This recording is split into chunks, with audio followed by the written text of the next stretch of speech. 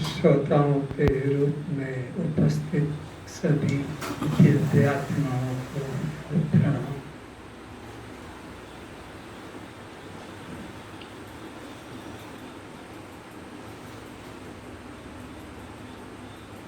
संसार का प्रत्येक प्राणी एक ही लक्ष्य को लेकर दौड़ रहा है।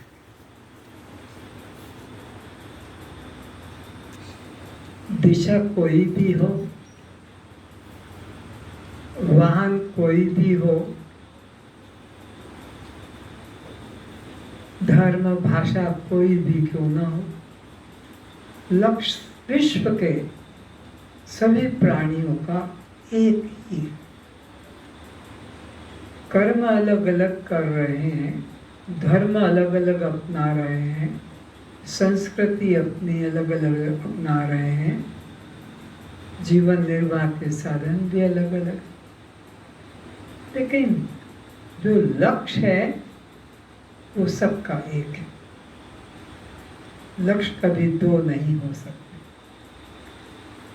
क्योंकि यहाँ एक परमात्मा के अलावा अन्य किंचित भी नहीं। नेह नानास्ति किंचन एकमेव अद्वितीयं ब्रह्म। तो लक्ष्य दो कैसे हो सकते? दो अगर होते इस सृष्टि के पीछे कारण, उपादान कारण कहो, निमित्त कारण, किंतु यहाँ तो एको हम बहुश्याम, वही एक से अनेक हो गया है। तो लक्ष्य क्या होगा? कार्य कारण में मिलेगा, कार्य को कारण में ही मिलना है। नदियों को तो सागर में ही मिलना है, और कोई लक्ष्य नदियों का हो नहीं सकता, क्योंकि उसी की जननी है, उसी के अंदर मिलेगी। तो ये ईश्वर का अंश है। वो कैसा है? सच्चित आनंदम अद्वयम, सच्चित और आनंद स्वरूप अद्वय, तो उसका ही ये अंश अपने अंशी में ही तो मिलना चाहेगा। इसीलिए गीता में कहा है, मम वर्तमानो वर्तन्ते मनुष्य पार्थ सर्वशः। सृष्टि के जितने भी प्राणी हैं सब एकमात्र मेरे ही अनुसरण कर रहे हैं। पर मुसलमान इस बात को नहीं मानेंगे, ईसाई इस बात को नहीं मानेंगे, जैन इस बात को नहीं मानेंगे, बौद्ध भी नहीं मानेंगे। तो क्या कृष्ण एक जाति विशेष के हैं? ना, सारे विश्व के वो तो आधार हैं। उनको तो जगन्नाथ भी कहते हैं, विश्वनाथ भी कहते हैं।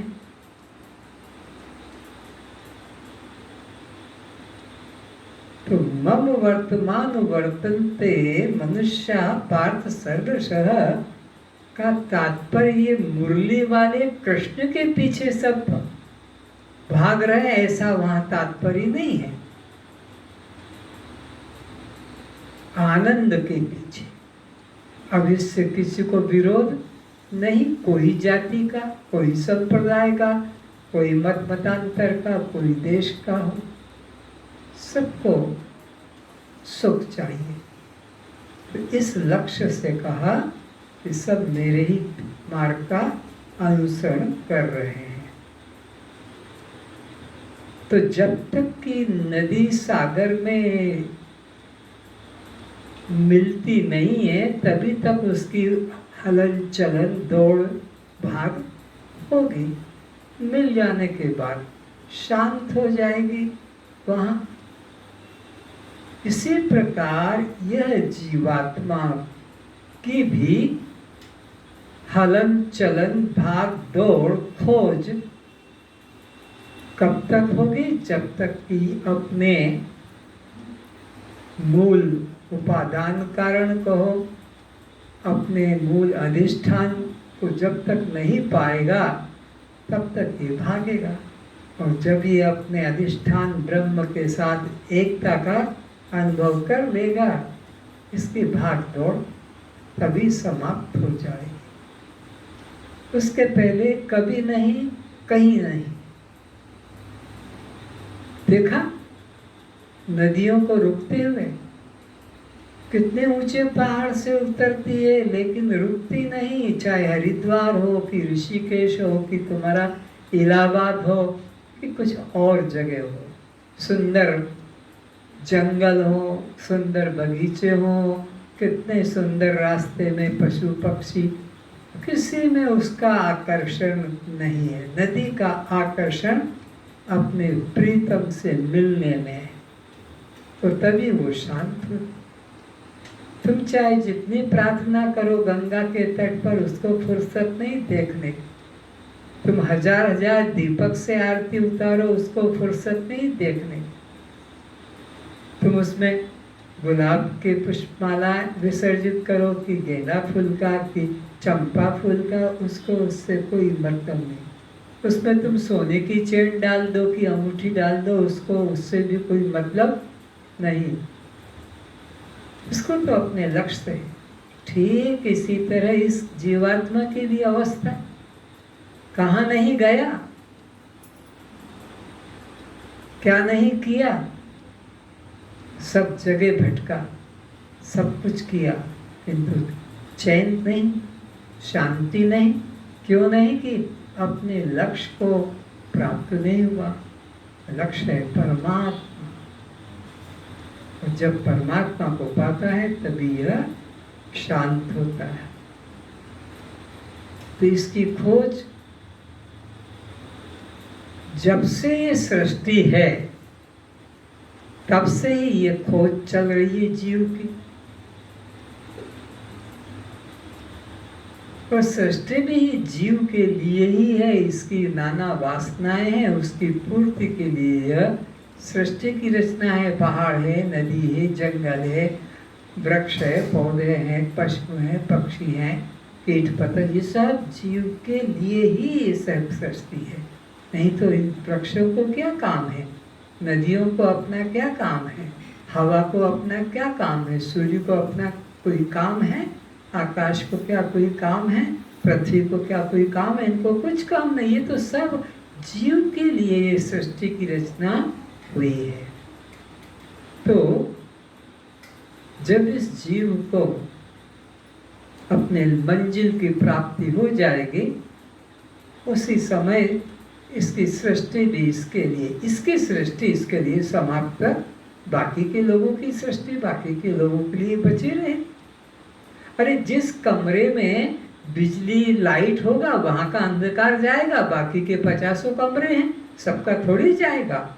जिस कमरे में प्रकाश होगा वहां का अंधकार दूर हो जाएगा। तो जिसके अंतःकरण में गुरु का ज्ञान का प्रकाश जाएगा, एक ही बाप के 4 बेटे या 4 बेटियां हैं, लेकिन जिसके अंतःकरण के अंदर वो ज्ञान का प्रकाश जाएगा वहां प्रकाश होगा, बाकी के तो अंदर अंधकार पड़ा ही रहेगा।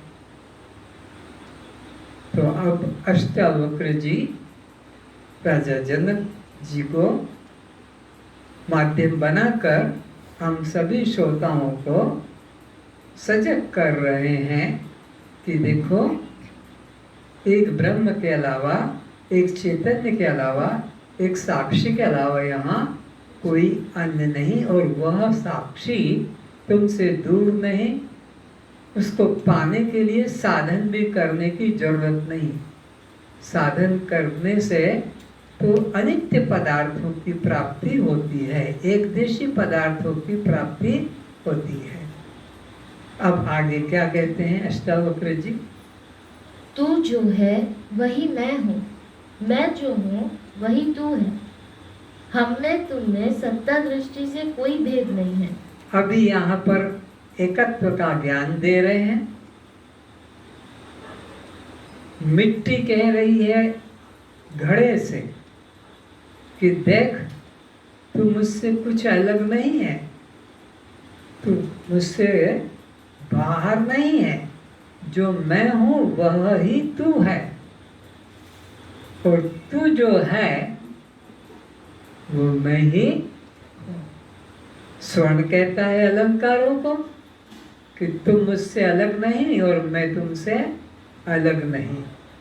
ऐसे ही यहाँ सारी सृष्टि के लिए कहा जा रहा है कि जो मैं हूँ वही यह सब एको हम बहुश्याम, यह सिया राम में सब जग एक। और जो ये जगह है वो ब्रह्म ही है, ब्रह्म से भिन्न। अरे लहर जल से भिन्न कैसे हो सकती है? जो लहर है वो जल ही है। तो इसलिए हम और तुम दो नहीं बल्कि एक है। इस प्रकार जीव ब्रह्म एक है, यह अनेक उपनिषदों में कहा है। एक नहीं, अनेकों उपनिषदों में, बल्कि धर्म ग्रंथ वही धर्म ग्रंथ है जिसमें जीव और ब्रह्म की एकता की बात लिखी हो। जिसमें जीव और ब्रह्म की एकता की बात सिद्धांत का प्रतिपादन नहीं हुआ है, वो ग्रंथ फेंकने योग्य है, जला देने योग्य है। ग्रंथ वही वंदनीय है, अपनाने योग्य है, जिस ग्रंथ में जीव और ब्रह्म की एकत्व की बात है। और वही सत्संग है जहाँ जीव और ब्रह्म की एकता का निश्चय कराया जाता हो। और वही सच्चा गुरु है जो आपके अंतःकरण में जीव और ब्रह्म की भेद बुद्धि हटाकर और एकता का बोध जगा सके। बस वही गुरु, वही शास्त्र और वही सत्संग है। भिन्नता का भाव ही बंधन का कारण है। घट उपाधि नष्ट होने से घटाकाश वही महाकाश रूप हो जाता है। हो जाता है शब्द भी समझाने की भाषा है। अलंकार स्वर्ण हो जाते हैं, है ही, अलंकार स्वर्ण ही है। तो ऐसे ही जीव ब्रह्म ही है। उसी प्रकार देह भाव के नष्ट होते ही जीव ब्रह्म भाव को उसी समय पर प्राप्त हो जाता है। हाँ, उसी समय को पर प्राप्त हो जाता है। तो जो दीवार बनाई थी, कंपाउंड वाल, खेतों के बीच में एक मेड़ होती है, ये तुम्हारा खेत, ये हमारा खेत, बीच में 1 फीट 1.5 फीट की कुछ रुकावट रख देते हैं, जाने आने का रास्ता भी होता है। तो ये तेरा खेत, ये मेरा खेत, अगर वो बीच की हटा दी जाए तो फिर वहाँ तेरा मेरा कुछ भी नहीं है। तो यह तेरा खेत है और यह मेरा खेत है। तो ऐसे ही ये घट का आकाश है और ये महाकाश का। पर ये पतली सी दीवार बीच की टूट जाए, किसके? वो मटके की, तो ये दोनों फिर खेत आपस में मिलेंगे। बीच की दीवार निकाल दे तो वो तो एक ही है। बीच में तुमने वो रस्सी बांध दी थी या कोई ऐसा लकड़ी डाल दी थी, इसलिए लग रहा था। तो ऐसे ही अविद्या उपाधि और वो जो माया उपाधि है, ये पतली पतली दीवार है, ये हटते ही वो चैतन्य आकाश कहो एक ही है। तो घट टूटने से घट का अंदर घिरा हुआ आकाश घट टूटने से महाकाश में जाकर मिलेगा कि नहीं मिलेगा? नहीं मिलेगा। बोलो गुरु। महाकाश तो है, वो तो महाकाश है। मिला हुआ नहीं, मिला हुआ वो अलग हुआ ही नहीं था, उसको जाना नहीं, मिलना नहीं। वहाँ का वही जो घट नाम से रह रहा था, अब वह का वही महाकाश रूप में है। हो गया नहीं, हो जाता भी नहीं है। तो ऐसे ही ये जो अविद्या उपाधि से जीव रूप में रह रहा था, अविद्या हटते ही ये ब्रह्म रूप रह जाता है, ब्रह्म रूप रह जाता है, हो जाता नहीं। हो जाने में तो फिर द्वैत आ गया। भाषा है बोलने की, इसलिए ऐसा बोलना पड़ता है। हे भारत, जैसे एक ही सूर्य संपूर्ण ब्रह्मांड को प्रकाशित करता है, उसी तरह एक ही आत्मा संपूर्ण चराचर को प्रकाशित करता है। देखो, संपूर्ण नगर में, घर घर में, कारखानों में बिजली एक अखंड शक्ति बह रही है। मशीनें, बल्ब, पंखे, टीवी, रेडियो अनेक सहस्त्र हैं। सबके वोल्टेज, रंग, प्रकाश, कार्य भिन्न भिन्न हैं। यह एक करंट से जुड़े हैं, जैसे पुष्पमाला के अनेक पुष्प एक सूत्र से जुड़े हैं। इसी प्रकार चींटी से लेकर विष्णु, शंकर व उनकी चराचर सृष्टि, सब में वही एक चैतन्य विद्यमान है। ब्रह्मा, विष्णु, शंकर के बल्ब लाख लाख पावर के हैं।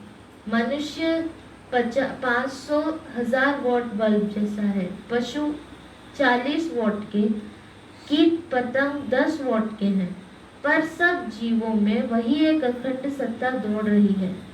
समझ में आ गया कि चाहे वो रात्रि को एलईडी लाल वाला चले, कि आपके बाथरूम में, लेट्रिन में 10 वाट का बल्ब जले, कि आपके किचन में 100 वाट का, कि आपके डाइनिंग रूम में कोई 500 का वाट का, लेकिन बिजली सब में एक ही है। तो एक ही परमात्मा, वो ब्रह्मा, विष्णु, शंकर, वो बड़े बड़े वोल्टेज के हैं। पूरी सृष्टि के अंदर वो अपना काम करते हैं। फिर उससे मनुष्य, फिर पशु, फिर पक्षी, कीट, पतंग, इन सारे आकारों में एक ही निराकार विद्यमान है। आकारों में निराकार विद्यमान है। आकारों में आकार विद्यमान नहीं हो सकता। अगर वो हाथी के हिसाब से हाथी में हो जाए तो चींटी में कैसे घुसेगा?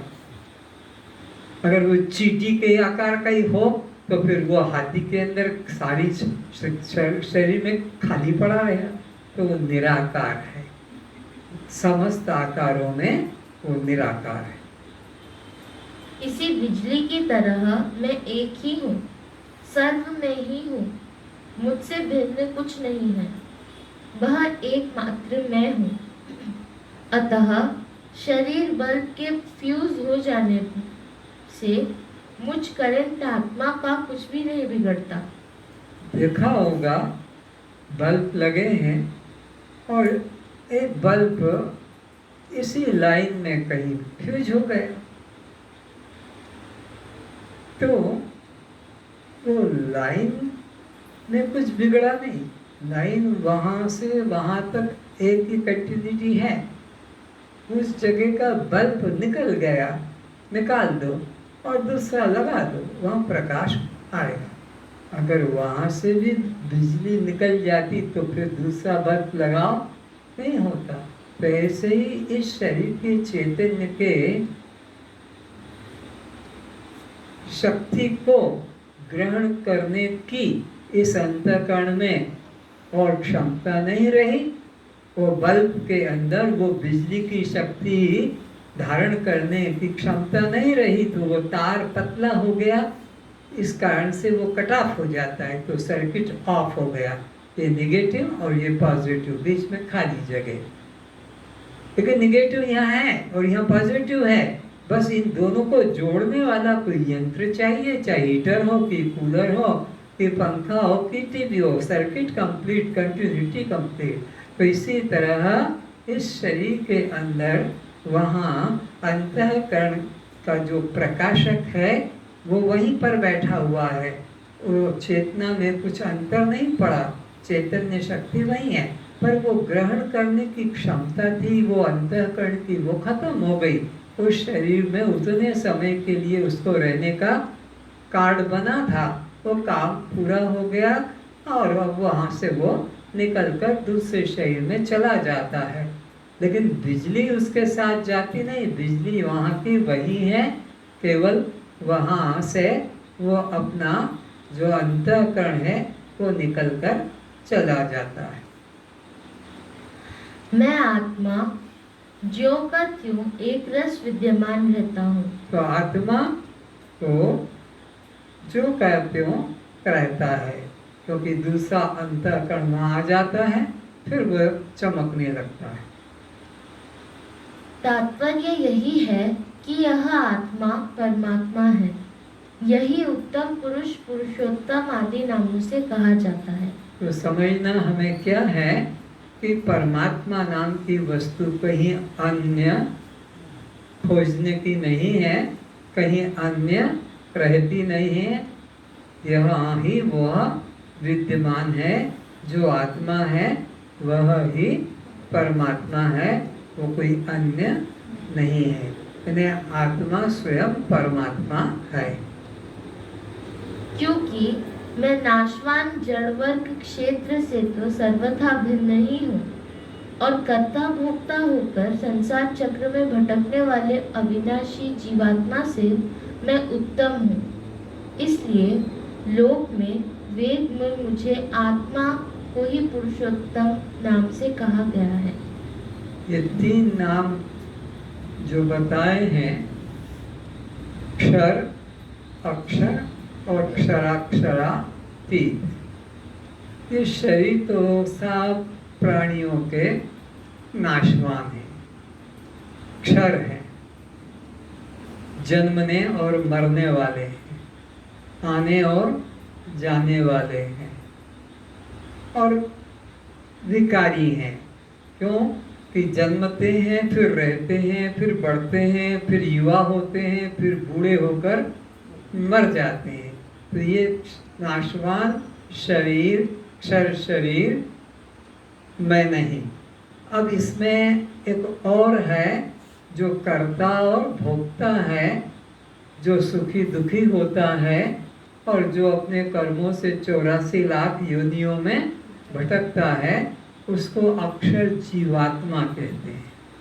मैं उससे भी अलग हूँ, क्योंकि मैं न करता हूँ, न मैं भोगता हूँ, और न मैं 84 में भटकता हूँ, न मैं सुखी और दुखी होता हूँ। पर इन दोनों से जो तीसरा एक और है, क्षर शरीर, अक्षर जीवात्मा, इससे जो एक अलग है, उसको प्रथम पुरुष भी कहते हैं, उत्तम पुरुष या पुरुषोत्तम नाम से कहा जाता है। तो मैं ही पुरुषोत्तम जीवात्मा रूप से, और मैं ही पुरुषोत्तम ये 84 लाख जो शरीर है नाम रूप, मैं ही हूँ। क्योंकि अगर मैं कह दूंगा कि ये मैं नहीं, तो फिर मेरी अद्वैतता नष्ट हो जाए। फिर ये कौन है जब तू नहीं? तो यह मैं हूँ और यह मैं नहीं, ये दृश्य है, मैं दृष्टा हूँ, ये क्षर है, मैं अक्षर हूँ, ये विनाशी है, मैं अविनाशी हूँ, ये मृत है, मैं अमृत हूँ, ये पर प्रकाश और मैं स्वयं का। ये प्रारंभिक ज्ञान है, ये बच्चों का ज्ञान है, ये अंतिम ज्ञान नहीं। अगर यही ज्ञान को रोक दोगे तो द्वैत सत्ता अपने आप तुमने बना दी। क्षर अक्षर, जड़ चेतन, अनात्मा आत्मा, शव शिव, पर प्रकाश स्वयं प्रकाश, प्रकृति पुरुष, ये तो दो हो गए। जब विवेक का सिद्धांत तो एक मेवा अद्वितीयम ब्रह्म। फिर बाद में जब ये बोध जग जाता है प्रारंभिक अवस्था का, फिर बाद में कहा जाता है कि जिसको अलंकार कहा वो सोना ही है, जिसको बर्फ कहा वो जल ही है, जिसको तुमने माठिया कहा वो मिट्टी ही है, जिसको तुमने चूड़ी चेन कहा सोना ही है, और जिसको तुमने जीव जगत कहा वो ब्रह्म ही है।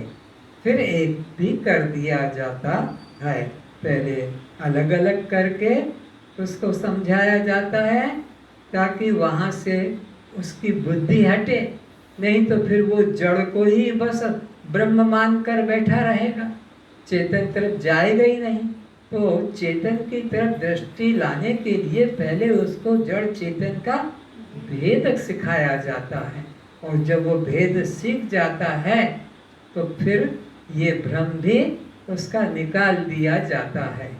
जैसे पाँव में चुभे हुए कांटे को निकालने के लिए दूसरा कांटा खोजकर और फिर उस कांटे से छोटा कांटा जो चुभा हुआ है निकालकर दोनों कांटे फेंक दिए जाते हैं। इसी तरह यह दृष्ट और दृष्टा जरूर चेतन ये भाव जब आ गया तब फिर उसका इस भाव से भी उसे मुक्त कर देंगे कि अब कोई यहाँ पर दृश्य नहीं तो कोई दृष्टा भी, यहाँ कोई जड़ नहीं तो कोई चेतन भी नहीं, यहाँ कोई अनात्मा नहीं आत्मा भी नहीं, यहाँ कोई पर प्रकाश नहीं तो कोई स्वयं प्रकाश भी नहीं। इस तरह से दृश्य से उसकी दृष्टि को हटाकर और अपने चैतन्य स्वरूप में जो निर्गुण निराकार है उसमें इसको स्थित कर दिया जाता है। घड़े के नष्ट होते ही घटाकाश महाकाश हो जाता है। इसी प्रकार जीव देह भाव छोड़ते ही ब्रह्म स्वरूप हो जाता है। न घट का नाश करना है न देह को नष्ट करना है, केवल उपाधि की सत्यता का मन से भ्रम छोड़ना है।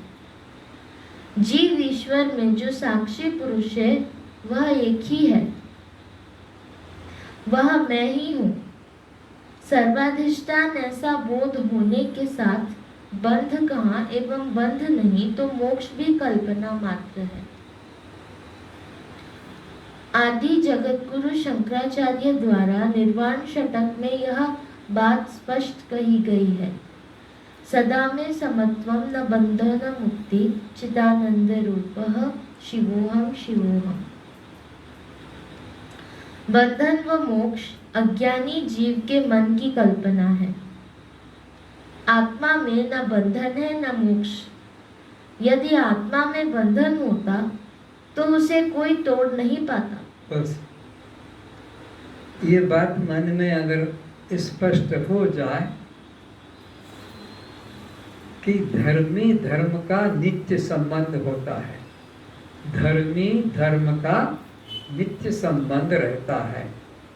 धर्मी रहते रहते धर्म का नाश नहीं होता, धर्म का अभाव नहीं होता। जैसे अग्नि रहते रहते कभी वो ठंडी नहीं हो सकती, बर्फ रहते रहते वो गर्म नहीं हो सकता। धर्मी रहते रहते उसका धर्म रहेगा। तो अब इसी तरह यहाँ पर भी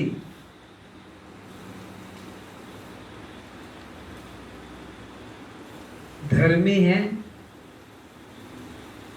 मन, तो उसका धर्म चंचलता रहेगा। आँख धर्मी है तो देखना उसका धर्म रहेगा। कान धर्मी है तो सुनना उसका धर्म रहेगा। अगर बंधन आत्मा का होता तो जब तक धर्मी है धर्म रहता रहता रहता, उसे कोई हटा नहीं सकता। फिर समझो अग्नि रहते शीतल नहीं हो सकती, पानी डालो वो बात दूसरी, लेकिन अग्नि के रहते हुए तुम उसको ठंडा नहीं कर सकते हो। उसके धर्म को बदल, बर्फ के रहते रहते उसको कोई गर्म करके नहीं बता सकता। इस बर्फ मत छूना, बहुत गर्म है बर्फ, ऐसा। तो ऐसे ही धर्मी यहाँ पर आत्मा का धर्म होता बंधन, धर्मी आत्मा का अगर ये धर्म होता बंधन तो जीव कभी भी मुक्त नहीं हो सकता, क्योंकि जब तक आत्मा रहेगी उसका धर्म बंधन भी रहेगा। तो ये निश्चित कर लो कि बंधन मेरा स्वभाव। कितनी सरल युक्ति से समझा दिया कि अगर ये बोध जग गया कि धर्मी धर्म का नित्य संबंध है और मैं आत्मा हूँ, और आत्मा में कभी बंधन हो नहीं सकता। अगर आत्मा में बंधन होता तो फिर आत्मा को कभी भी कोई भी किसी भी साधन से मुक्त नहीं कर सकता। क्या कोई सूर्य को काला कर सकता है? सूर्य जब तक है वो उज्जवल वैसा ही रहेगा, तो आत्मा जब तक है वह मुक्त ही रहेगी। बंधन धर्म होता तो बंधन रहती, पर आत्मा को बंधन करने वाला कोई है नहीं। यदि आत्मा में बंधन होता तो उसे कोई तोड़ नहीं पाता, क्योंकि सत्य वस्तु की कभी निवृत्ति नहीं होती है, और असत्य रूप बंधन होता तो बंध्या का पुत्रवत अभाव रूप होता, जो है ही नहीं। तब चिंता किस बात की? दूसरी बात भी समझा रहे हैं कि आत्मा में तो बंधन है नहीं, तो बंधन सत्य होता तो सदा रहता, कोई हटा नहीं सकता था। और बंधन बंध्या के पुत्र की तरह भी नहीं है। अगर बंध्या के पुत्र की तरह होता तो लोग दुखी ना होते और बंधन से छूटने की इच्छा नहीं करते। तो बंधन केवल न जानने से है। मैं आत्मा मुक्त हूँ ये बात न जानने से बंधन है, वास्तव में बंधन है नहीं। और मैं आत्मा हूँ ये जानने से मुक्ति, पर असली में कोई मुक्ति होती, मुक्ति नाम का कोई वस्तु पदार्थ नहीं, बस जानना और अजानना, इसी में भेद है। अंतर विकल्प शून्यस्य वही स्वच्छंद चारिणः भ्रांतस्यैव दशाताः तादृशाः एव जानते। जिसका अंतःकरण संकल्प विकल्प शून्य है और बाहर से वह संसारी मनुष्य की तरह आचरण करने वाला है, उन्हें अज्ञानी लोग नहीं जान सकेंगे। फिर से इसी वाक्य को बोलो, ज्ञानी में और अज्ञानी में क्या अंतर है?